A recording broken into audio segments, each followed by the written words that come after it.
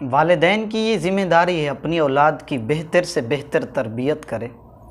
ख़ास तौर पर जब बचपन के अंदर, छोटी उम्र के अंदर जब कुछ बच्चा नामुनासिब काम या नामुनासिब फ़ेल करता है तो हम अपनी औलाद को कहते हैं कि बेटा ना करना, और जब नामुनासिब कोई चीज़ खाता है तो हम कहते हैं बेटा इसको मत खाओ, ना खाओ।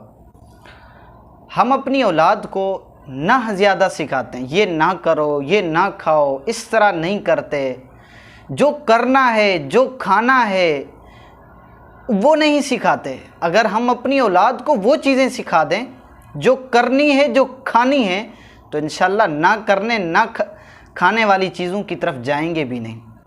उस्ताद अहमद रज़ा शामी साहब भी हमें यही दर्स दिया करते थे तरबियत के अंदर कि आजकल हम अपनी औलाद को ना ज़्यादा सिखाते हैं, जो करना है वो नहीं सिखाते।